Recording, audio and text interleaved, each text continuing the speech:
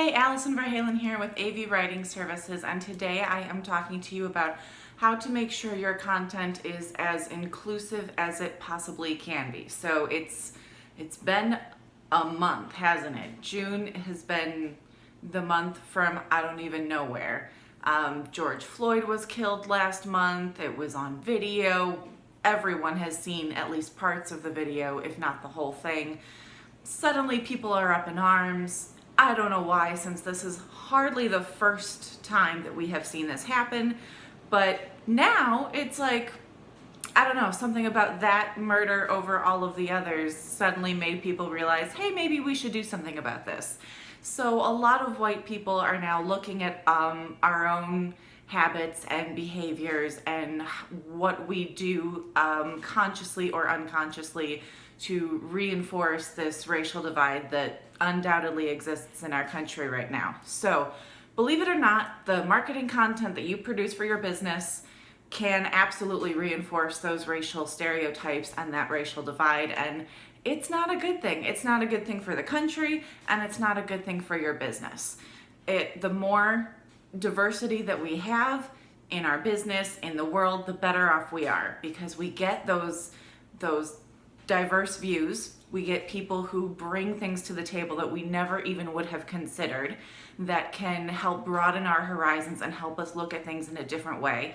And that makes us not just better people, but it makes us a better business. And businesses who use things in their advertising and their marketing materials that can be seen as offensive really can turn people off. People are very sensitive to that stuff right now. So reports say that at least half of consumers report that they will stop buying from a brand if something in their advertising or marketing is seen as being offensive. So, and that's even with the brand that they love. If they've bought from the brand before and they've been loyal to that brand before, and then all of a sudden you've got that awful Pepsi commercial from a few years ago that tried to address the Black Lives Matter movement and really missed the mark in a big way, and that turned a lot of people off.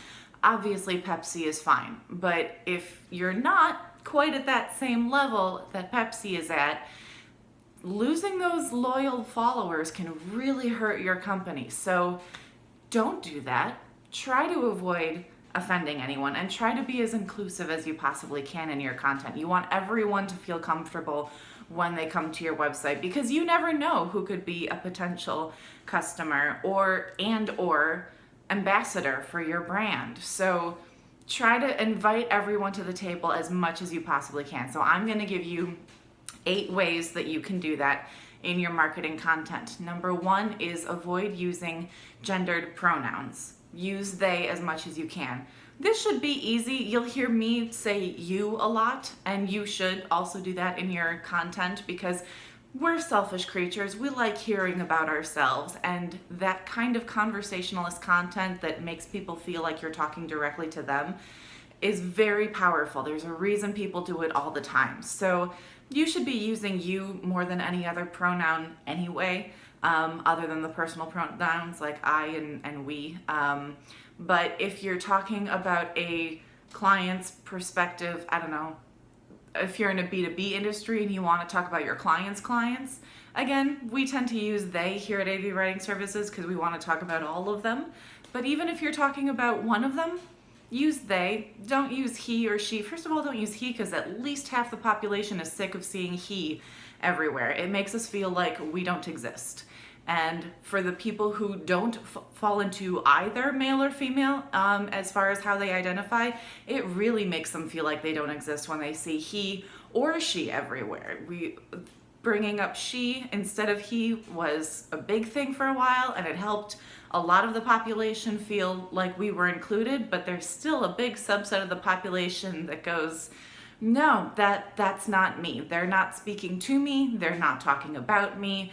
I don't feel like I'm included in this conversation here. So if you take that extra step and just take the gender out of it, you can really extend your reach as a brand by trying to invite more people into your brand, invite them to your website, make them feel comfortable there.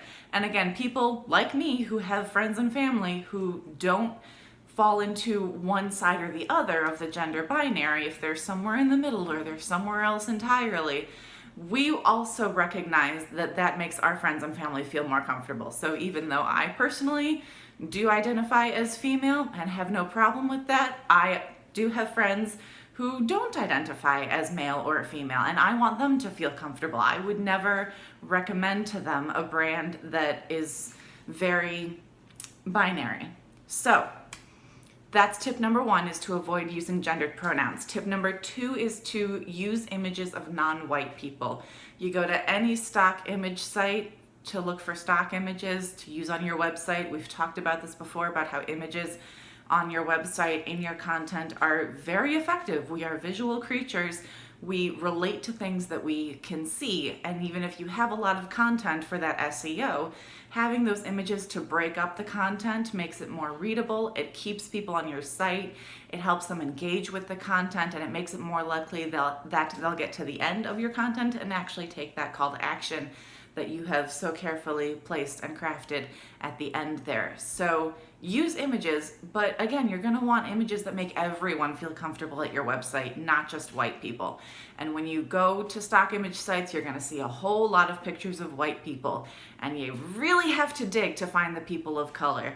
And I don't know why that is, but there are sites out there that provide images, stock images of black and brown people. So search for them. Make it intentional to find those images of people who don't necessarily look like you. Because again, you want everyone to feel comfortable at your website. When they come and they see those images and they see themselves reflected in those images and in your content, they're going to be more comfortable. They're going to be more likely to take that call to action. They're going to be more likely to want to work with you, and they're going to be more likely to recommend you to their friends and family. So again, it's not always about who's on your website right now and getting that sale.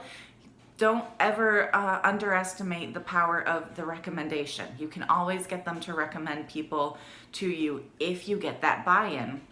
And making them feel welcome, making as many people as possible feel welcome to your website, is a big way to do that. So next up is hire people who don't look like you, right? This is a big problem that white people have, intentionally, unintentionally. We hire people from our inner circle. We hire people from our family. We tend to end up with boards of tables full of white people, and that can lead to a lot of blind spots. That's how you end up with things like the Pepsi commercial, that maybe Pepsi should have asked people who didn't look like them if this was really a good idea, because it clearly was not a good idea. And if they had gotten that buy-in from other people, they would have understood that. They would have avoided making that mistake. Nobody would be talking about it. So again, it all comes back to the fact that people who don't look like you, who don't have the same experiences as you, are going to help bring a broader perspective to your company, to that table, and actually listen when they bring up concerns. This is going to tie into our next point, which is to avoid reinforcing negative stereotypes. And you know, you can educate yourself and you can be as aware of them as you can, but there are always going to be those little things that you just never even think to consider. And having a person of color on your board that you actually listen to say, hey, this is not so great for my community, and here's why. And you have to actually listen to that and take that into account and adjust it. So anytime you are representing someone in an advertisement for your company, in your marketing content, if you're representing someone of a community that is not your community, make sure you get at least one representative, preferably more, preferably a whole bunch of people, to look at that content so that they can give you that clearance and say, yeah, this is good, this speaks to us, this is great, go forth and put this out there. And if they have reservations and they say, no, we don't like this is not resonating with us for these reasons, you have to be willing to listen to them. If it's an ad that you're running, you can have a focus group. You can create focus groups specifically around certain communities to make sure that you are getting that buy-in from the communities that you are representing. So next up is don't try to be funny. I know humor can break up content, especially if you're talking about serious things. It can be very tempting for a lot of us to go for the joke, but a lot of jokes can be very divisive, right? Some people are going to find them hilarious and some people not so much, and they can even find them offensive. So you're going to want to tread very carefully. More often than not, I would say don't just leave the humor at home. It really has no place in your marketing content unless you are 100% sure that absolutely no one will be offended by your joke. Again, a lot of jokes rely on gender stereotypes, on racial stereotypes, and we might not even be aware of them. So I would say just play it super safe and just don't even go there. Just leave the humor at home, and your advertising and your marketing content should be 100% serious just about your business, right? Just don't even go there. Next up is think before you post, right? So we say this all the time on social media, especially with younger kids, right? Don't post anyone you don't want your parents to see. Don't post anything you don't want your grandparents to see. Don't post anything you don't want a potential future employer to see, right? Because we know that people check that. We know, when I first started on social media, the parents and grandparents weren't on social media because they didn't know what it was. They didn't know how to get on Facebook. It wasn't an issue, and then it became an issue, and then our parents and grandparents started friending us, and we had to go, oh, okay, now I can't post about that wild night that I had Saturday night, okay. Or I have to untag myself from those photos or whatever it might be. So again, if you post something and you stop and think, maybe people from a certain group would not feel very comfortable with this. If you have friends or family who are from a certain racial or ethnic or gender or LGBTQ group minority, think about that. Would you be comfortable with them seeing that content, and why or why not? And if the answer is no, if you don't want to rush out and show them and say, here, look what I'm doing for my company, then maybe that's an indication that you just shouldn't post it. So sometimes it really is that simple of just stopping and taking a minute and going, should I post this? Should I publish this blog post? Should I put this up on social media? If you even have to deliberate about, well, maybe they wouldn't, but it's okay because they don't have a sense of humor. No, don't ever discredit their sense of humor. Instead, stop and consider that, maybe you're the one who needs to broaden your horizons and consider the joke or the content from a different perspective. So next up is don't try to be a savior. I know as white people, again, we do have a burden to bear as far as recognizing our privilege and using that privilege for good. But again, that does not mean putting our foot in it, so to speak. Again, with the Pepsi commercial, Pepsi really stuck their foot in their mouths with that one, and because they were trying to be a savior and it didn't work out so well. So recognize that, yes, we have a role to play in fixing this mess that we are in.